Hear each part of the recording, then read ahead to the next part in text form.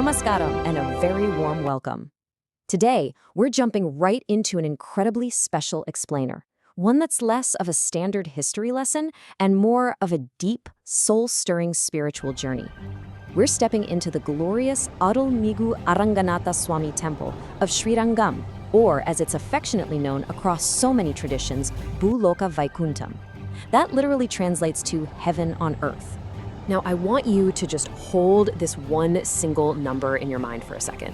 156. That's 156 acres. It's just staggering, right? Wrapped in massive fortress walls, sitting peacefully on a lush island hugged by the Kaveri and Kollidam rivers, it's not really just a temple. It's honestly a sprawling, cosmic city of devotion.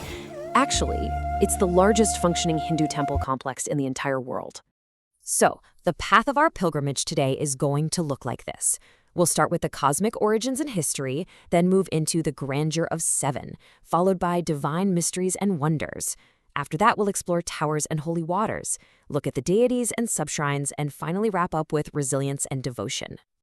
All right, let's begin with part 1, cosmic origins and history. The journey of the Pranavakara Vimana. You know, the spiritual lineage here is just mind-blowing. It literally spans cosmic ages. We're talking about a beginning right in the Satyaloka, emerging straight from the Milky Ocean and given by Lord Vishnu himself to Lord Brahma. Fast forward to the Treta-yuga, and it was worshipped by the mighty kings of the Sun dynasty, including Lord Rama. And Rama lovingly gifted it to the devout Vibhishana. Much, much later in the Kali Yuga, after being totally lost under massive floods and thick forests, it was miraculously rediscovered by a Chola king. And get this, he was guided to the exact spot by the song of a parrot. I mean, how beautiful is that? So you might be wondering, how did this massive idol get permanently fixed right there in Srirangam? Well, as Vibhishana was carrying this incredibly heavy idol back to Lanka, he had to stop at the banks of the Kaveri River for his daily rituals. He handed the idol to a young boy standing nearby who, plot twist, was actually Lord Ganesha in disguise, and asked him, please, whatever you do, don't put this down. But, as fate would have it, the boy placed it gently on the earth. When Vibhishana came back, the idol was completely rooted. No matter how hard he pulled, it just wouldn't budge. Seeing Vibhishana so deeply distressed by this, Lord Ranganatha spoke. He made a beautiful promise, saying, I will bless Lanka from here. And that deeply comforting, divine promise is exactly why the supreme deity of Srirangam is unique. He reclines facing south, forever looking out over the lands toward Vibhishana's kingdom. Moving right along to part 2, the grandeur of seven. The grandeur of seven, the Pariya identity.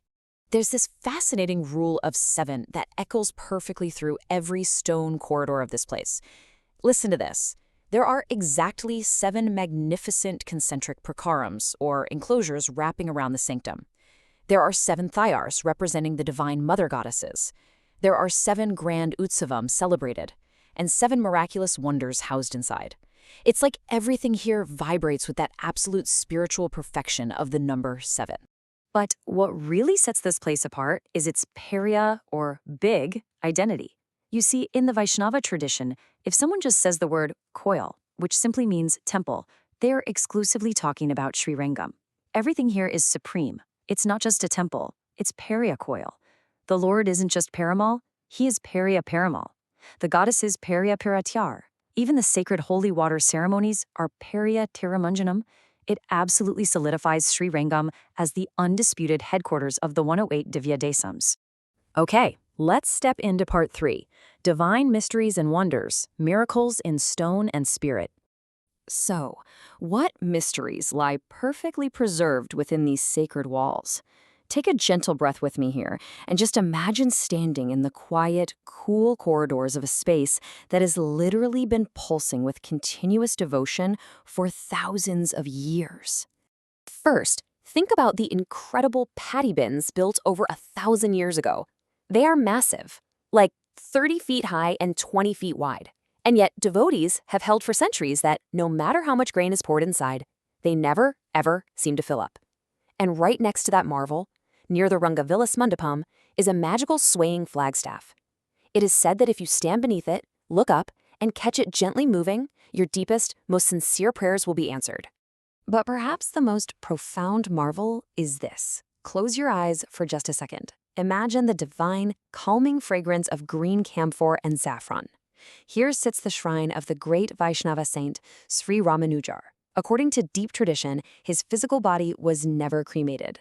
For over 900 years, his actual physical form has been preserved right here, in a seated state of meditation, coated twice a year with sacred herbal mixtures. The heavy, overwhelming peace you feel standing in that specific shrine, well, words really can barely capture it. And the whispered mysteries just keep going. There's this ancient tradition where entirely separate families make the left and right footwear for the Lord. Even though they craft them miles apart, when they bring them together, they magically match perfectly in size and shape. Devotees also speak in hushed tones of the Lord's glowing eyes, said to be made of ancient gemstones that are rarer and more invaluable than the Kohinoor diamond. Oh, and near the goddess's shrine, there's a fascinating architectural puzzle known as the 5 holes and 3 doors. It symbolically represents the intense spiritual focus you need to view the divine gates of heaven. Now let's look at part 4, Towers and Holy Waters, Architectural Devotion. The precise engineering of the Chandra Pushkarani holy tank is just a perfect example of this devotion. It's massive, spanning 6,900 square feet and going 15 feet deep, and it's completely crafted in the elegant shape of an 8-petaled lotus. Ancient texts tell us that the moon god Chandra actually lost his radiant glow due to a curse, but completely regained his glorious light after bathing in these exact waters. To this day, it's said that just one dip here washes away a lifetime of earthly sins. And then, as we walk onto the island, you'll see the temple is designed with 7 prakarams. Basically, these are concentric enclosures or courtyards that wrap around the central sanctum. And as we walk through each gateway, crossing from those vibrant, busy outer streets into the increasingly quiet inner courtyards, we're taking a deeply symbolic journey. With each wall we pass, we're shedding a layer of our earthly attachments, moving deeper and deeper into our spiritual quest. And you have to realize the sheer scale of this space is absolutely staggering. The temple complex spans a massive 156 acres. That makes it the largest religious complex in the entire world in active, continuous Hindu worship. It's not just a temple, it's literally a temple town. Just let that scale sink in for a second. Along these vast, sweeping walls rise 21 magnificent gopurams, or tower gateways. They act almost like cosmic beacons, gently guiding pilgrims from every single direction toward the spiritual center of the universe. And you cannot miss the breathtaking Rajagopuram. Standing at a monumental 73 meters tall with 13 intricate tiers, it is the tallest temple tower in all of Asia. Its construction actually began centuries ago during the Vijayanagara Empire, but it was paused by history's turning tides. It was finally lovingly completed in 1987. And then there's the breathtaking Srirangam skyline. We are talking about 21 spectacular gopurams, or temple towers, literally piercing the heavens. If you stand in just the right spot near the center, you can look out and see these stunning visual beacons of faith standing guard over the entire complex, exactly as they have for centuries. You really have to notice the stark contrast between 2 very specific towers here. On one side, we have the immense South Rajagopuram. It is a towering 236 feet tall, making it the tallest in South Asia. It features 13 tiers and 13 sacred kalesams. Its foundation was laid way back 500 years ago, but get this, it was miraculously completed only in 1987. Then, on the other side, is the East White Gopuram, and this one holds a deeply emotional, really tear-inducing story. During a brutal invasion, a temple dancer named Valyamal lured an enemy commander to the top of this very tower and pushed him off to save the temple, sacrificing her own life in the process. To this day, the tower remains painted stark white in eternal memory of her supreme devotion. Let's move to part 5, Deities and Subshrines. Within this sprawling complex are 2 deeply revered presences you simply can't miss. First, the shrine of Lord Dhanvantari, the divine physician. People suffering from severe illnesses travel from all over to flock to this specific spot, praying for miraculous healing. And then there is the absolutely breathtaking 14-foot statue of Garuda.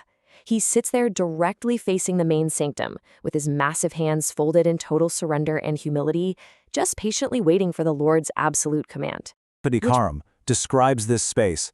on a magnificent cot having 1,000 heads spread out, in an islet surrounded by Kaveri with billowing waves. Can you picture it? The Supreme Lord resting so peacefully on his serpent bed, cradled by the gentle, holy waters of the Kaveri River.